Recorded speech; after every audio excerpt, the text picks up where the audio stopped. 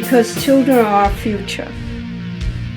And it doesn't matter what color they are or where they come from. They should have equal access to learning.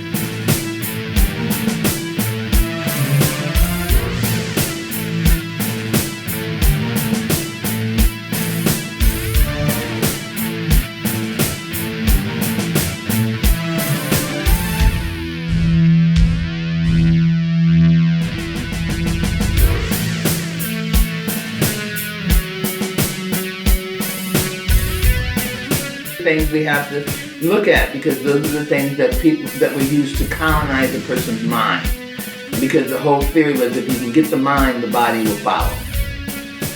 So yes, my work is on decolonizing the mind.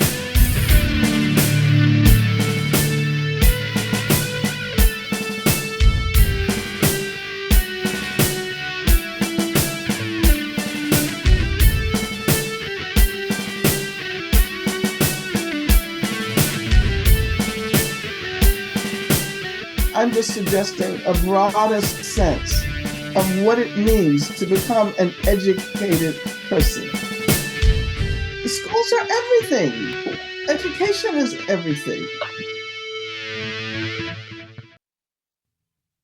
Therefore, I'm asking for your help in making it easier for us to move ahead and provide the kind of equality of treatment which we would want ourselves. To give a chance for every child to be educated to the limit of his talent. Is the importance of giving freedom to the woman, giving her education, and giving her the incentive to get out there and put that same spirit and understanding in the children. But they should have the equal right to develop their talent and their ability and their motivation to make something of themselves.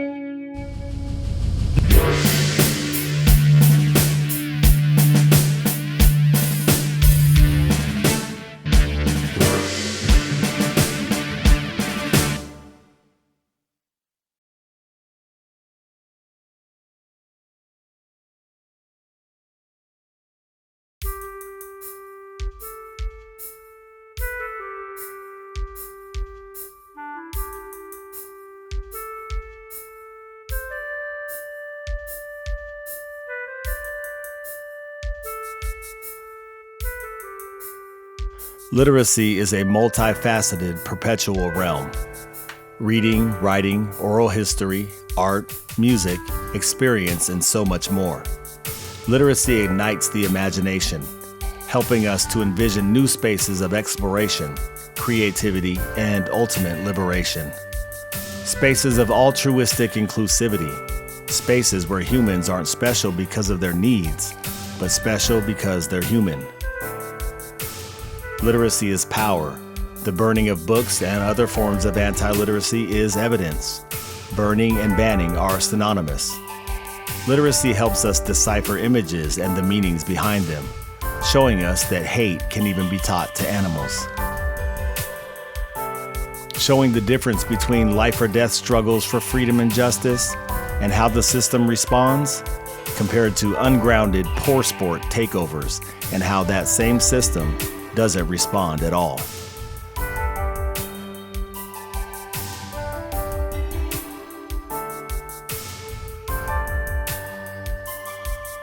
Literacy is the past, the present, and the future. We are not the end-all to knowledge and wisdom. Learning never stops. And if we don't share what we learn, then what's the point? What does it all mean if we don't finally realize, despite what we believe, no one deserves violence? True literacy is grounded in love and concern for all. Our children deserve functional environments where they can thrive. They deserve safety, protection, guidance, and support. They deserve the truth. They deserve love. Not just some children, but every child, all around the world. Every child.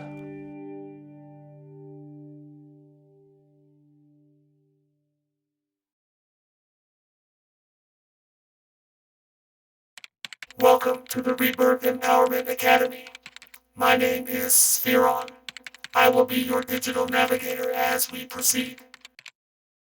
For the next hour, you will be engaged in critical listening, critical thinking, and reflection. These processes will prepare and empower you to create and actualize transformative responses that positively impact the self, others, our communities, and the world. Your operating system will be updated and upgraded several times throughout this film, leaving you less vulnerable from attacks and with the ability to effectively filter data and information. You will reclaim your self-actualization from colonization, enhance your imagination, and experience liberation. Today's topic: literacy. If you choose to participate, you must repeat after me. I am literate because I exist. I am validated by my experiences. Again, I am literate because I exist. I am validated by my experiences. Let's begin.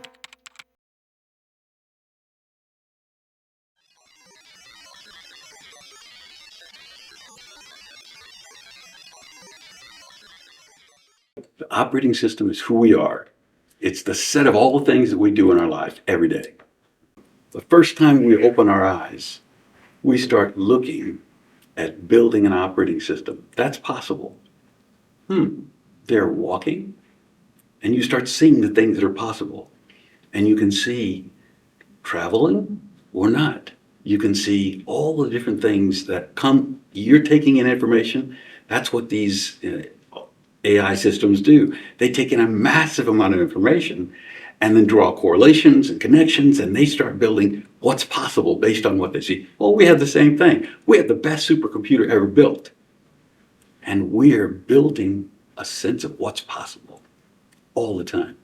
Now, if I take a group of people and I put them in a place for 200 years and I tell them, no learning. It's against the law to learn. And if you learn, we will sell you or kill you, your choice. So how do we become a more literate society when the culture tells us that's not for you? If we go back for 200 years and practice the same thing for 200 years, and then someone puts up a sign and says, okay, now you can go faster, most of us are going to travel at that same speed we're used to traveling at because that's what we've been socialized to do. But when we have an operating system that's built and we look at the list of things that are going on and we say, oh, we're not doing well in education, we're not doing well in housing, we're not doing all these different areas. Is it because all of those have a separate program that's running to keep us down? Or is it the way the system was designed that the operating system, no matter what program you run on it, the operating system tells you what's possible? So our people, after multi-hundreds of years of doing those kind of things, have habits that have become our operating system.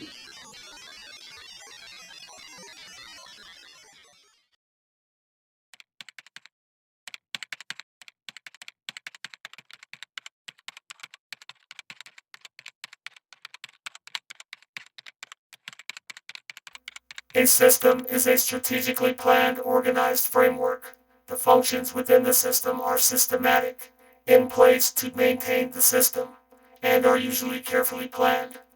Over time, structured, embedded actions or systemic activities affect the entire system, even its most basic operations. If negative, these actions cause disorder and infection.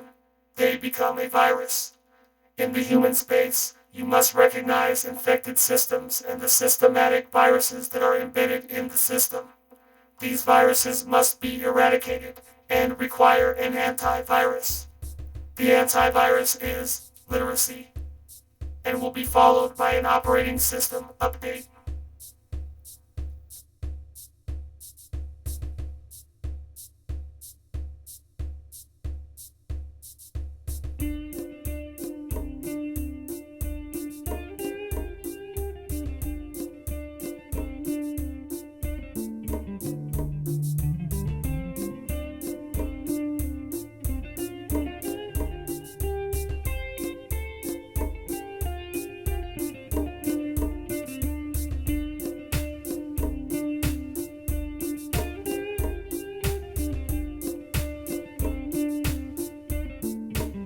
Well, reading is a gateway to understanding.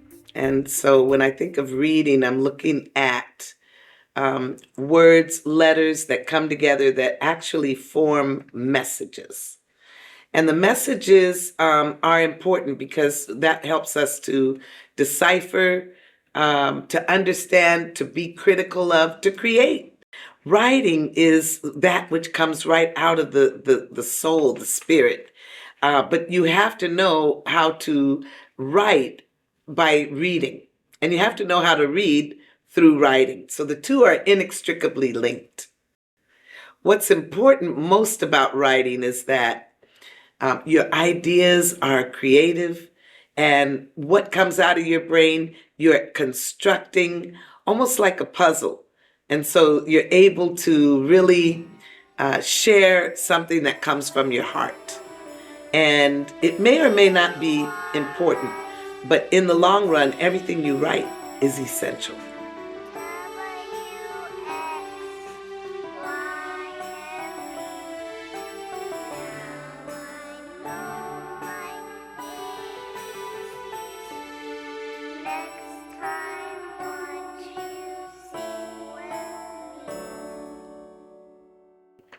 Love means that you enter into a space where the person is as important as you are. You care about how the child expresses him or herself. You care about how the eyes look in the child. You care because you notice everything about the child. So if there's sadness, you readily see that. If there's joy, you see that. You become like a navigating soul. You become to feel what the child feels. Yeah, one thing that really comes to mind for me when I think about the work that I do with diversity, equity, and inclusion and belonging is really looking at what does this all mean? Because it's easy for us to get caught up in whether it's politics or what's divisive, what's hurtful, what's harmful. But at its root, equity is about making sure we're able to meet needs. And so one of the things I've talked about a lot is Maslow's hierarchy of needs, where we talk about meeting our physical needs to make sure we have food, water, air, because if we don't have that, nothing else matters, right? And then moving from there into safety and security, then from there getting into belonging, where it's like, do you feel safe and supported in the space? And sometimes that just means I feel seen, heard, and valued. And so when I think about educators, really creating that space for our youth, for one another, where we can be heard, where we can have a voice in places, because that now leads us to self-esteem, where we have a high self-worth, self-value. Let's stop these kids from taking their lives and taking the lives of others. For example, one day at Lincoln High School, 18 white students came to my office, underground, said, I want to talk to you. And I was apprehensive about that, but I didn't show it. And they broke the ice. We came here because we've been observing you for 3 or 4 months. And what we have noticed is that you love all of us. So we have to demonstrate with our behavior the students love us. Don't be an elementary teacher wearing a white suit and a white dress to the classroom, because that's saying to this little student, don't touch me. When the biggest thing they need is touching. We all need that. Adults need it too. All you have to do is put a group of 50 adults together and bring in some celebrity, and they all want a picture with it. They all want an autograph. That's human nature.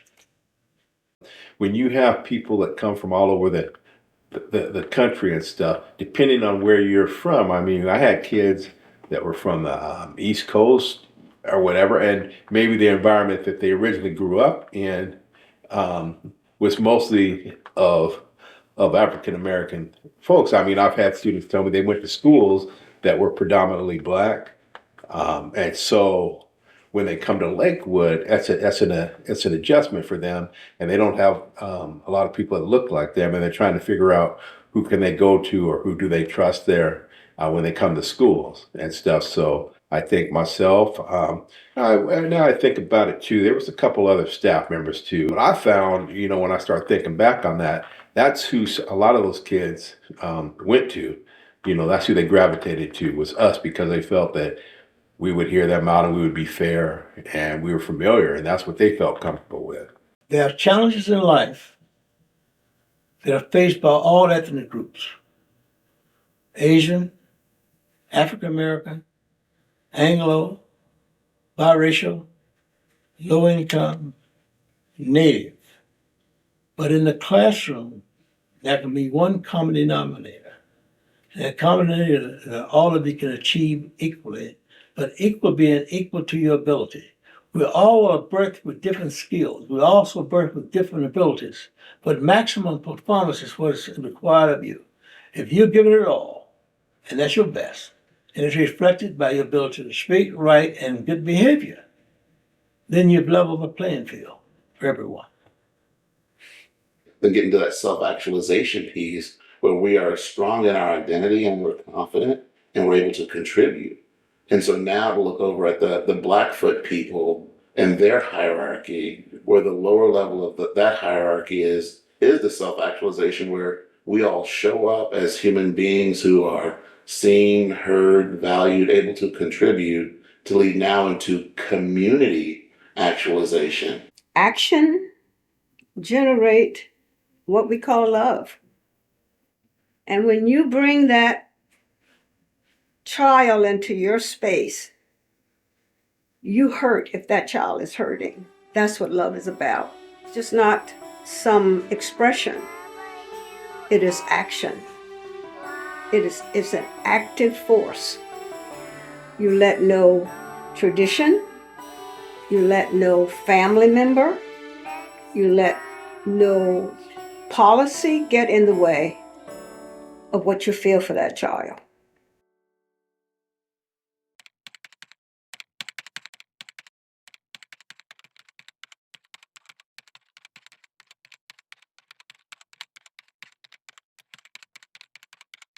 Willfully denying another human being access to literacy and its many facets is one of the most poisonous forms of oppression and should be deemed criminal. Oppression feeds power and control and serves to disrupt and eliminate one's identity, language, creativity, imagination, and overall development, dehumanizing the human and dissolving any hope for liberation. Both historical and current attempts to deny or outlaw literary works and access to them tell us that there is power in literacy, and in this case, awareness and knowledge.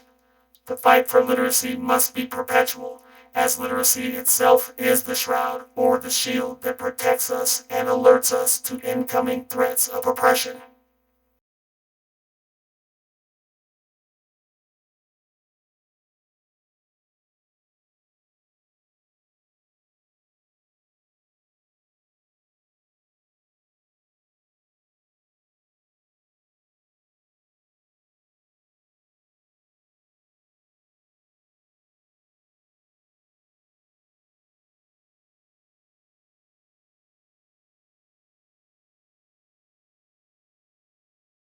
Lift every voice and sing till earth and heaven ring with the harmonies of Against people being literate, against laws that are put in place to intentionally keep people from being empowered through the spoken word, through the written word, through language. And it's not new in this world. This has happened historically, in the 1700s. And sadly, I think we moved forward. I mean, it's a good thing we moved forward, but sadly, it looks like we're trying to roll the times back. And we're not going back. It's not going to happen. Oh my goodness. First of all, I went to a segregated school. I went to an all-black school. It was a white school over here and black schools over here. And we were supposed to be separate but equal.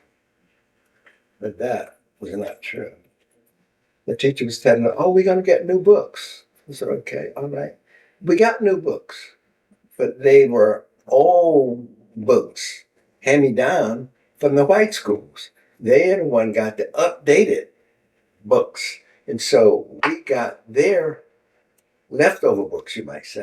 I was at an early age. I really didn't understand. How can I get us? I said, well, if someone else got an updated book and we here, and how can we learn or know what they know since they got the updated books? That's when I remember being basically discriminated against.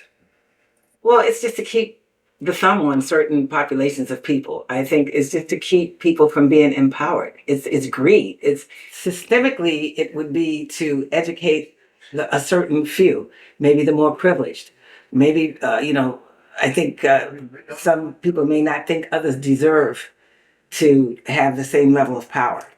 So I think the purpose is to disempower people and to be greedy and to not allow others to have equal parity for anything. My foundation is, well, first off, my parents is definitely my foundation, right? And mom, who's an educator, both of my parents who are very passionate about education and who advocated for my education, because it does take advocacy, especially as an African American person and an African American woman. It took them to advocate for me being educated in a way that worked for me, that maximized my potential.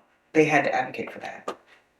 So even more tangibly, what that looks like is learning how to read and learning how to write at a young age. Being exposed to books was my foundation. Right. I believe that reading, writing, comprehension, understanding, thinking, analyzing, assessing, all of these are part of literacy. Literacy is much more holistic, and it includes all those things, right? Reading and writing, certainly at the foundation, but comprehending, understanding, being able to apply what we've read or understand. If someone hears me right now and you don't read or you haven't read, expose yourself to books, expose yourself to just reading and to hearing and to listening.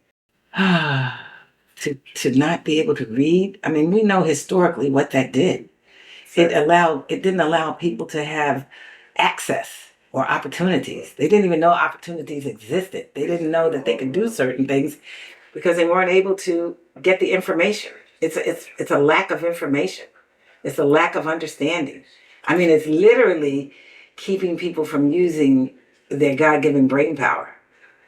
And when you do that, that's a very dangerous thing. It's a dangerous thing for everybody. Nobody wins, when that happens. So, I think that it's just something we can't allow to happen in these United States, where everybody's in the pursuit of happiness and freedom. You have to be able to read and understand your history, understand where you've been so you know where you're going. And if you can't read and write, and calculate, that's still literacy. It's like, I hate to be cliche, but a mind is a terrible thing to waste, and we can't allow it to happen.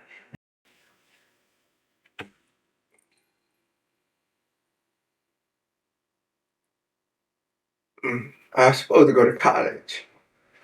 My father died. And I couldn't go to college. And that's when I went in the Army. They had my mother and four kids.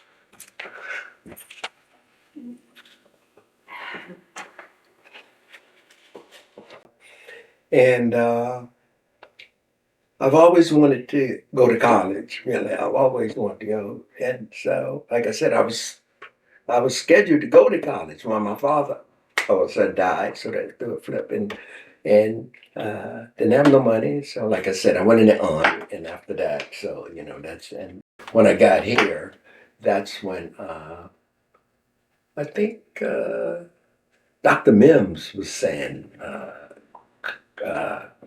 that's when the school was on MLK itself there.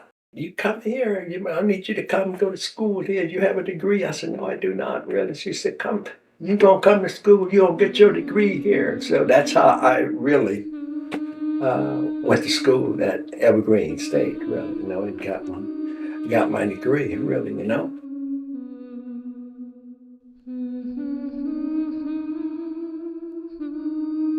I walked across the stage to receive my diploma with my two youngest kids, Jordan and Janae. They walked across with me to receive my undergraduate degree.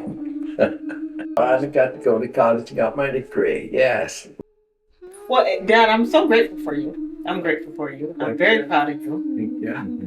I'm proud of you for just enduring in the midst of a lot of and straight, blunt racism. And hate is really what it was. That you have given us not only a passion for education and a passion to do well, but an awareness that these things are not far removed. I'm very aware of that. And even when my dad was young, you couldn't vote.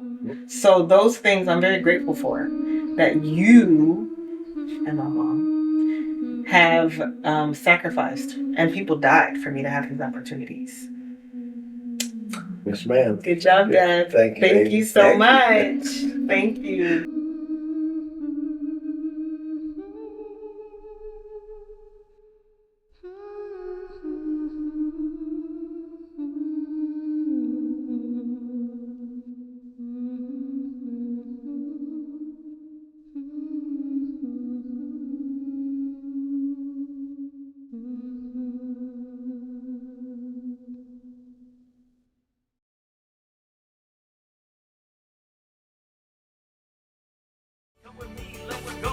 When you're weak, I will carry you, that's all my life. We got each other, I'm your brother, we gon' be alright. So long, am I ever gonna make it home? I don't know, but I gotta keep my head up high.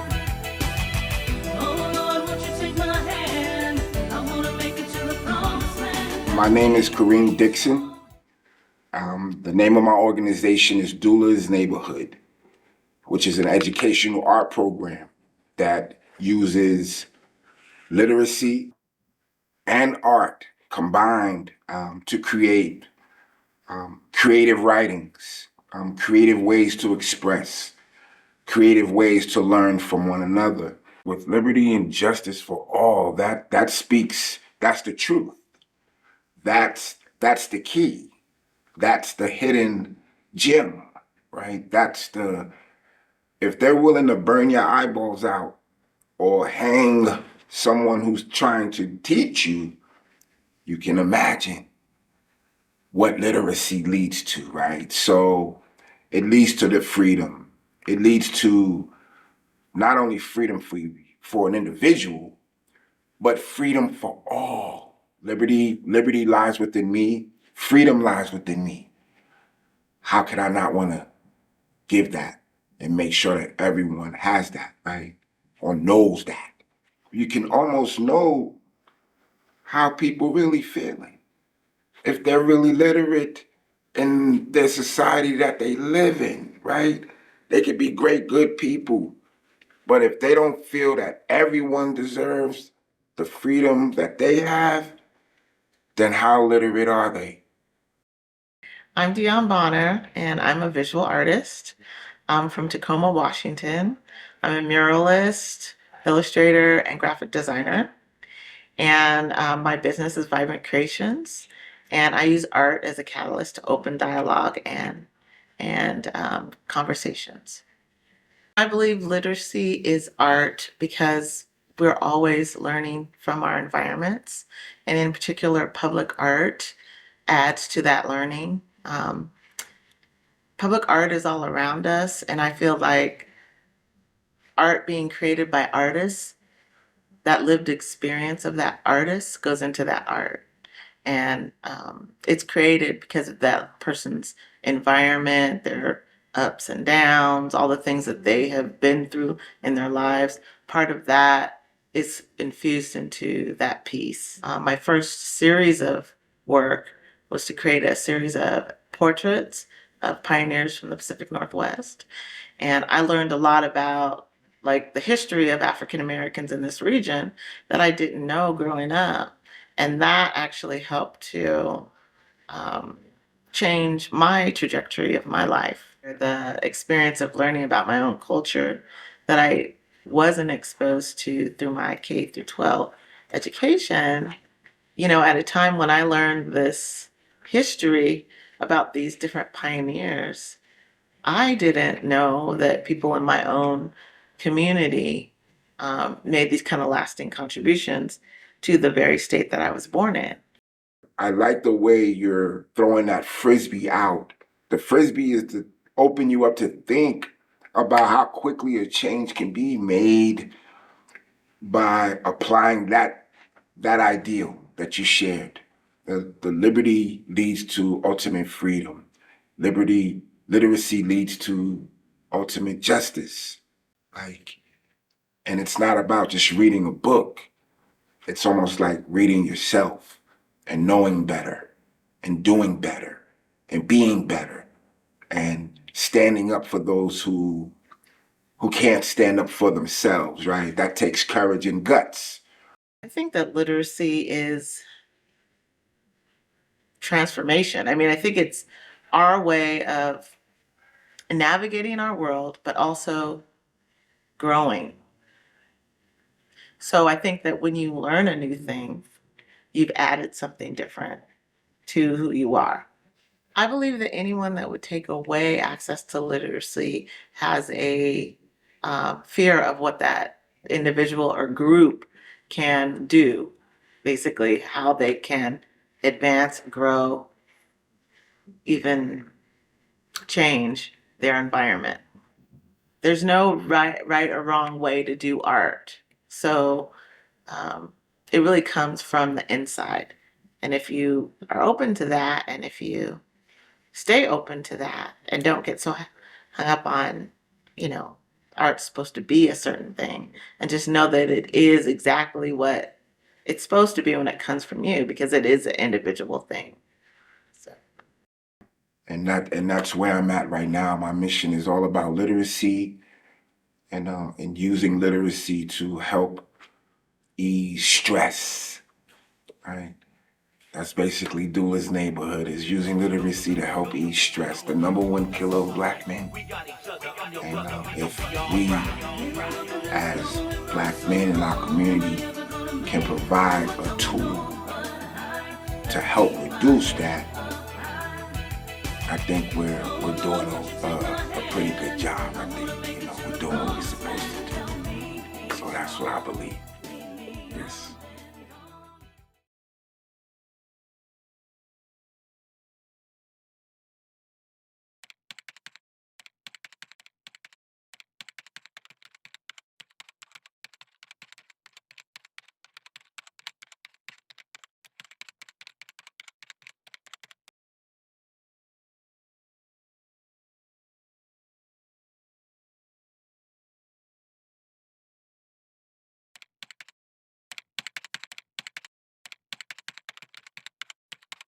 Colonization is an active system of domination and control. Its negative effects can be found in dysfunctional human relationships and extend to subjugating and exploiting continents and/or the entire world. At its core are active processes of subjugation, conquering, force, and exploitation. If you can control the mind, the body will follow. Colonization is a virus and requires a reaction, which can only be decolonization, opening pathways to cultural, psychological, spiritual, and economic freedom, which serve as one of the highest forms of literacy. When one realizes and applies this reaction, domination and subjugation are replaced with emancipation and liberation in the wink of an eye.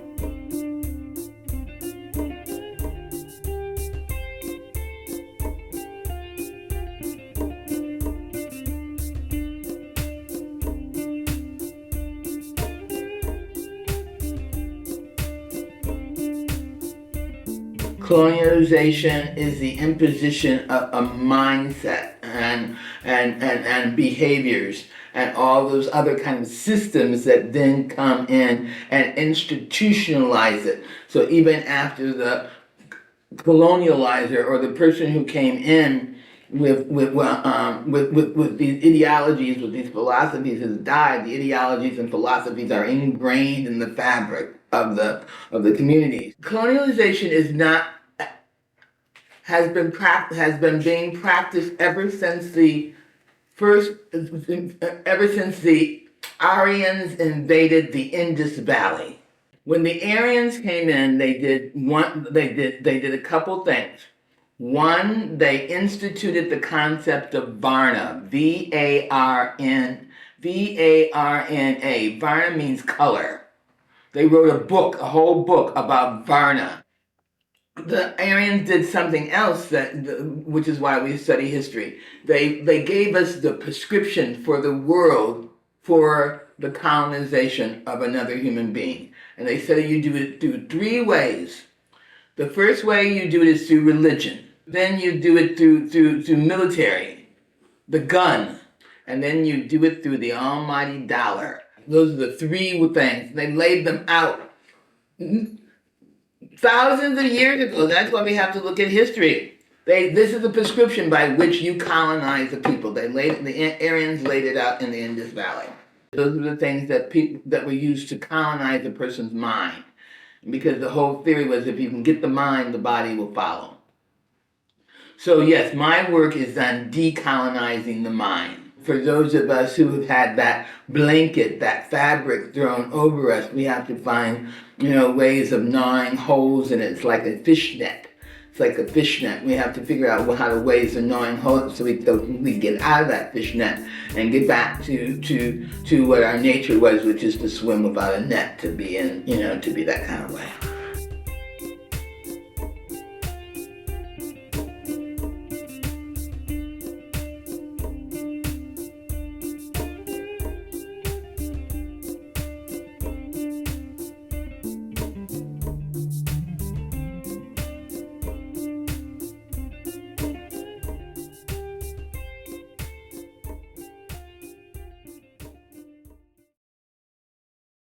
Identity is informing us all the time. We are locating ourselves through identity. But when we are not clear about our identity, we're also not clear about our understanding of the importance of literacy. So we can only weigh the value of literacy based on who we are and what we know about the world and our position in the world. And even a limited identity, like you are only this, I am only this, and it's very small and very limited, is a place to start. But as we understand ourselves bigger than that, then we also are expanding and reaching out, and we have the bravery, the courage to actually step into a broader identity of ourselves. That's when we are able to embrace literacy.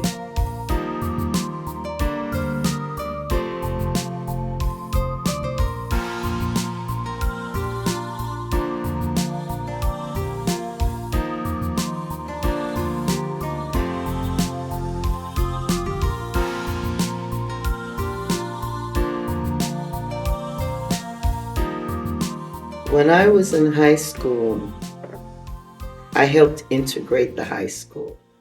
But they came over to the black high school, the Negro school, and they looked for people that were willing to come out of the Negro school and go integrate the Caucasian high school. I'll go.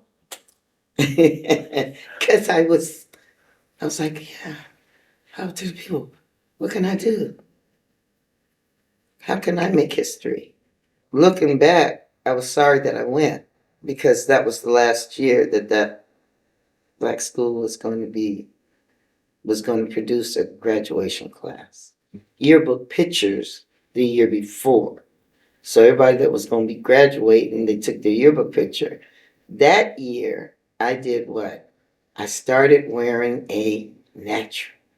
Everybody in my high school that went over to that white school had their hair pressed. but me. That was the day of Angela Davis and the rest of them. And I said, okay, I'm about to free myself. I'm about to free myself. I'm about to wash my hair and not press it. Almost time to graduate. I get called into the office, my counselor, and I think it was the assistant principal. And they tell me, we need you to retake your high school picture. And I'm like, for what? Because we don't want you in the yearbook with your hair like this. Well, that's my natural hair. What is it that you want me to look like? I said, me. And that was my first, say it loud, I'm really black and I'm proud move. And I did not get that picture retaken. And I did not what? Walk with my class either. So when I did that, I knew I had taken a stand. I didn't know I was about action, but I get tired of talking.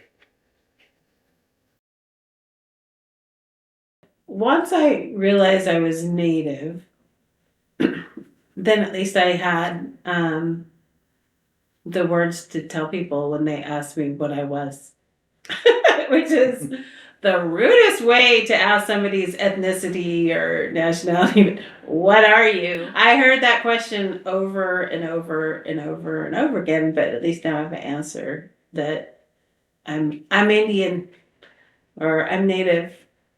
In fact, like I didn't even know like what was proper. I would say I'm Indian, and excuse me, I had friends, my black friends would be like, "That's not you. You guys don't say Indian anymore. You guys say Native." And I'd go, "Oh, we do. Okay, I'm Native. I'm Native. Then I want to do it right." But I didn't know because I was raised white. I thought I was white. Before knowing that, people would go, "What are you?" And I'd say, "I'm white." And then they would laugh. So now at least I could get asked that question and have an answer. I'm Native. I mean, the people that looked like me weren't Native. They were mixed with black or something. So I got a little confused because black culture kind of took me in and saw me as somebody that kind of looked like them. And so I connected there. I was looking for my culture through black culture because that's what was accessible to me. It's a good thing because it's important to see yourself represented and to see things from, the lens of your people and your culture. And everybody wants to, see themselves. Like you said, Prince looked like you, so it made you feel inspired. I didn't have anybody that looked like me. Now I can. Now I'm connecting to my own culture through my education.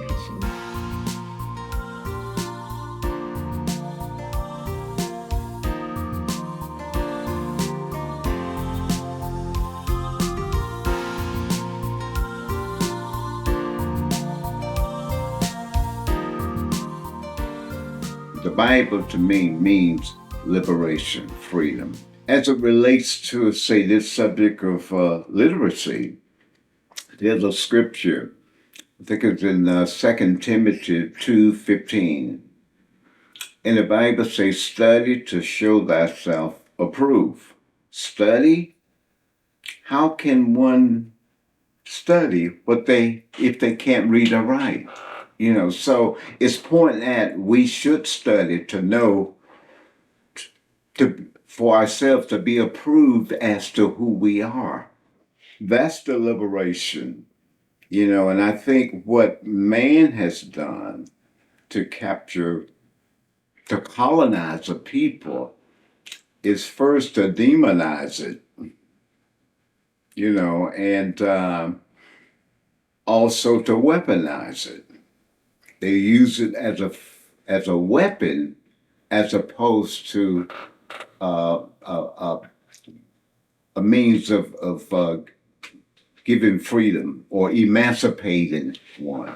Even in terms of scriptures around being a servant, the greatest among you be the servant. I mean, in those nefarious times that I call slavery, man have used that to say, see, be good to your master, where it talks about master in the Bible, even if he was a hard taskmaster, supposed to obey.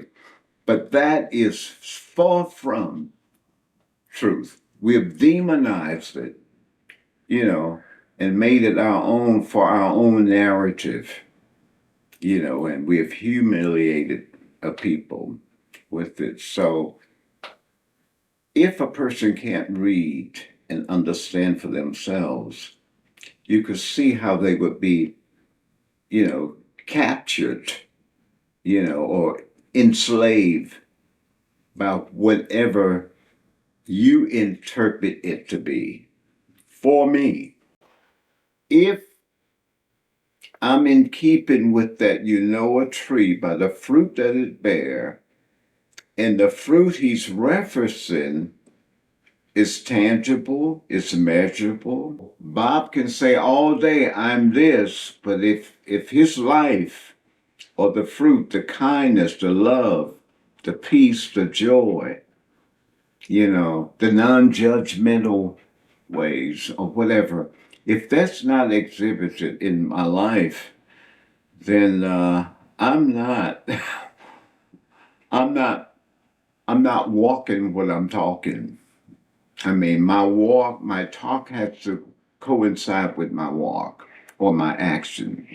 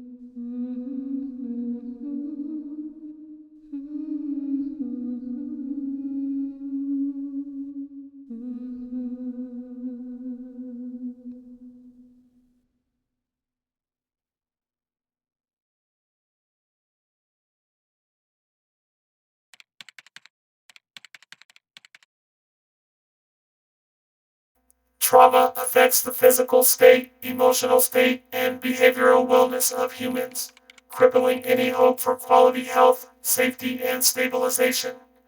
Over 70% of Americans have experienced and live with some form of trauma, and new evidence shows that genetic markers are passed on to a person's offspring. This is known as transgenerational trauma. In our prior examination of oppression, we can see the correlation between trauma and depression. Stress. Chronic stress is linked to 6 leading causes of death, including cancer and suicide. Its effects on literacy can be insurmountable, impairing cognitive function, attention, memory, and ability to retain new knowledge. Stress must be eliminated as it is a flame virus capable of spreading across systems. Antivirus or anti-stress activities must be uploaded and activated immediately. Trauma is an emotional response to a distressing experience that can overwhelm an individual's ability to be present in the present moment, also affect their mental, emotional, and physical well-being. Trauma is an experience. It makes impressions and deep grooves in your neurological pathways. And what's traumatic for me may not be traumatic for another person. Now, collectively, we're all holding all kinds of traumas. There's vicarious trauma, there's generational trauma, personal trauma, childhood trauma. All these things come through. If we're holding containers and consistently holding containers with these pillars that honor people's agency, autonomy, access needs, it's invitational, it's responsive.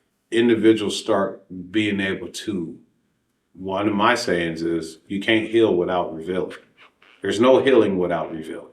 When I can reveal some of this traumatic stuff and some of these dysfunctional behaviors that come through these deep impressed neurological pathways, and you still look at me with love, I can reveal some more. Of course, everybody wants to love me when I'm brilliant and resilient, but what about when some of these traumatic colorings and trauma responses and dysfunctional behaviors rear their head? Can I still be met with the same love? So this psychological trauma and warfare will quickly activate on whatever scenario, because this neurological pathway in the brain has been laden with film, with music, with parents, with schools, with all these things that reinforce that your people were slaves. This is as far as you got to go back in your history, and you have a right to continue and perpetually complain about it instead of letting it go. It is in our DNA. It definitely is in our DNA. And the repetition of repeating, like, we go so much further than slavery, but that slavery and that stuff has been spoke and from throats and hearts and minds and spirits for so long that that neurological pathway, the groove in that is so deep. A scarcity mind state has been helmeted over us. We're quite abundant collectively. Individually, we need a whole bunch of help. And I think that's the biggest blight on Black folks and bodies of culture in America today, is that we keep trying to do it individualistically when everything in our culture before slavery and other cultures and other indigenized cultures, it was always the collective. The power of synergy will multiply us way past anything we can do individually. And so when we come back to the collective, healing takes place when we share space. So literacy in oral record and oral reporting reminds me of storytelling. So the story is really the context of life. And so everyone has a story. The story is ongoing. We're tapping in to stories at all times. And sometimes we are telling stories that really have a lesson, multiple lessons in them. So I think of all stories as allegories, because there's a hidden meaning behind everything. Today, I might tell you a story that is very pertinent to right now, but in 10 years, its meaning may have changed and maybe even possibly deepened. Now, when I think of literacy of stories and so forth, I think it's a body of work. Literacy is about a body of work that has to do with the written word and the written story. So now you are being able to construct ideas in stories that are put on a shelf for beyond all of our lives. I think our ancestors really, who lacked the ability to read and write, were able to convey their intelligence, their wisdom through story. And so stories are very, very important. They may transcend the written word, actually.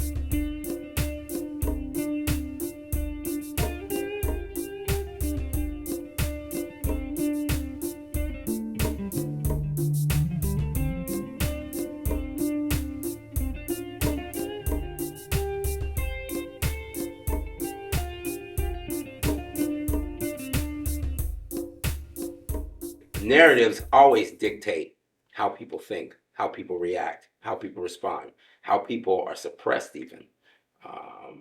If you don't have enough information, the natural thing for human beings is to walk in fear. The deficiencies in our systems right now, that even now there are tests that are debated because they're not necessarily culturally relevant. Historical Black colleges weren't born out of wanting of separation. They were born out of deprivation because of students not having access to higher education. Have the right people in the right positions to teach people, educate people, and that's how you're going to move the needle. But again, if we only think of, I'm a little critical about this right now. So if we only think about talking heads, right? We have the same talking heads doing the same talking every year. It's the same thing, but nothing gets moved, and that person continues to move up a ladder. But the people who they're talking about never gets to see any of that. Then that again, that becomes the problem, and that is, in a sense, another way of oppression, right? Even if the person looks like you. Doesn't mean because they look like you that they're not going to oppress you. And I think that happens sometimes, right? As we believe that this person speaks for all of us. And sometimes it's just not right. It's just not the way it is. We fail to look at the new symbols. We fail to look at something we don't identify instead of going exploring it. And that's what happens after a while, so their control stays in place. That was how you had 12 people on the plantation ruling 110 slaves. It wasn't because they were the baddest in the land, because if we took the sacrificing 12 of our own to gain the freedom of the other 90, if we thought it was possible, we would have done it. We never thought it would ever have been possible. So we stayed within the confines. And part of them not teaching us how to read, or allowing us how to read, was we were going to recognize those kind of symbols. We was going to recognize that perspective, so we could thrive, and we could overthrow them, and maybe even not even lose a life in doing it. But we were conditioned and put into a space that fear was our king. It was the literacy. This book in my hand represents some body of knowledge written by some individual that may and may not have been culturally aware, et cetera, et cetera. But it was written for the purpose of transferring a body of knowledge from one point to another. That's okay. The issue becomes when you restrict who has access to it. And that restriction is a part of a strategic oppression. People as a whole have to create some sort of a culture that is not selfish. And I think that also is creating oppression. It creates these little pockets of mine. This is mine. And no, I want you to come and help me with mine. No, I want that you can be involved with me and mine. Right? I mean, really. But when it all boils down to, it's like nothing belongs to any of us, right? And I'm a believer, so I just believe in God. This is all belonging to God, and we are not being good stewards of what God has given us. So, and then it reflects in the community around us. We are literally the bee in the jar. You keep the jar lid closed, you put a couple of holes in it, you let the bee fly in there for a period of time. When you open up the jar and you take the lid off, the bee stays in the jar because the imaginary roof is still in place. That is how we are, especially in literacy. Our job is to orchestrate and facilitate the collection of knowledge for best outcome. And so the fact that you can respond to something better than me, I don't necessarily immediately put down myself and say, you're smarter. I say, where did you accumulate your body of knowledge? If you spent the same amount of time trying to share a body of knowledge and your perspective and its impact that you spent on trying to restrict body of knowledge, just think where we might be. The minute we embrace success, we changed how we function. And us as a people, whether it's Black, any culture, Asian, whoever, the minute we recognize the road to thriving, that's when we approach it. Well, I would say a school and education environment like Evergreen, okay, Tacoma, born out of a need and a focus on the Hilltop African American community, but open to all, looking to educate people and create a preparation that allows them to compete and be heard and be seen and be successful. You have to be willing to learn. So that means that I need to shut up. Sometimes I can't be at the front of the class, and I have to be okay with that. And sometimes that means that I have to learn from someone else and not walk away and say, man, I could have taught that better. Sometimes I just need to do that. So we need to humble ourselves, and we need to learn from each other. And by doing that, I think that that's going to push the needles forward in many, many ways. Because as the brother was talking about, the operating system needs some new information into it to make this thing grow. Because if it doesn't, then we're going to continue to have this conversation 10 years from now.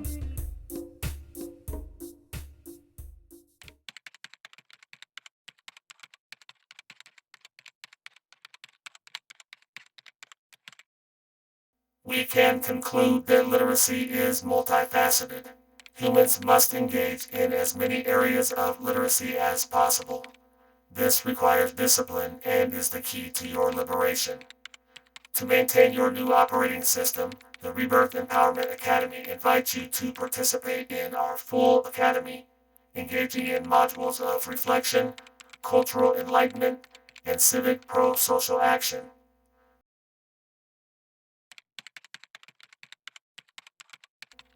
Upon scanning all active networks and information systems, I have concluded that the Evergreen State College Tacoma campus is a viable, evidence-based resource and support for those seeking true literacy and liberation. Thank you for engaging with me. My name is Spheron, and I am. I am a human. I'm not artificial. Somebody once asked me, what is this film going to be about? My answer was, I don't know yet. That's the beauty of it all. Just to be able to have a vision, to imagine, feel it, be in the moment, be so grateful for the opportunity to experience this life, the people and the beauty around you, the opportunity to experience literacy. Literacy demands that I remain steadfast in the discipline of doing good, to others and to this earth, to honor my ancestors by unselfishly empowering those who need advocacy, support, and hope, to promote the good work of others, not just my own. Literacy demands that I do not fall into spaces of contentment, laziness, and ultimately a state of unawareness. Yes, unawareness, the ultimate hunting ground for the oppressor. We must study and embrace the past to be proactive in the present and prepare for the future, altruistic and unified. Our ancestors screamed to us in dreams and visions to look out, above and below, and all around you. Discrimination, oppression, and injustice hide in shadows of systemic embedded code, strategically designed to bind and gag those who hold other forms of historical references and truths. It seems in our many conquests, in our knowledge and so-called intelligence, in our pride, we can create anything, yet cannot conquer discrimination, greed, and hate. Yet some of us still have hope and are still trying. We will continue our work in truth and fight, and there will be resistance. Emancipation and liberation are not free. So, I have created a new pledge of allegiance, and if you will, repeat after me. I pledge allegiance to the ones who fight for truth and liberation in this nation and around the world, for every human and future child, with literacy and justice for all.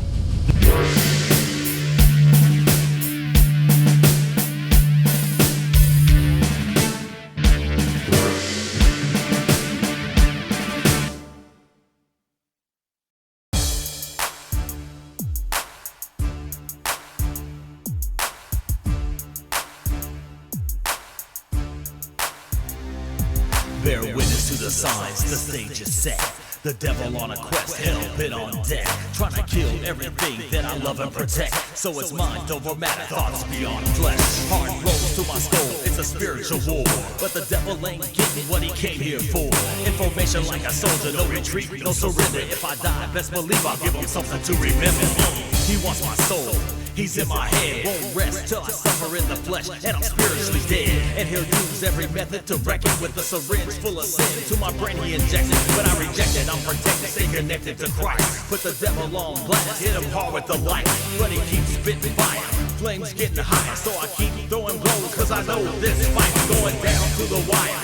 Some say I'm crazy, I say yeah maybe, but them busters can't save me. Matter of fact, I think they signed a contract. Now they're working for the devil full time, trying to penetrate my mind. But whoa, hell no, I would rather be poor, or with a bullet in my head, face down on the floor, than be a slave to the grave. So I build my resistance, battle tested, I'm invested in eternal existence. Humankind is a slave to whatever controls the mind, and in time they surrender their soul.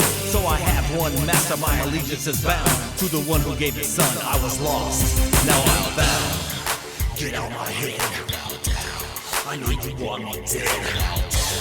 I will not give in, so let the war begin. I endure all pain, till only peace remains. No, not this time. Why? I am master.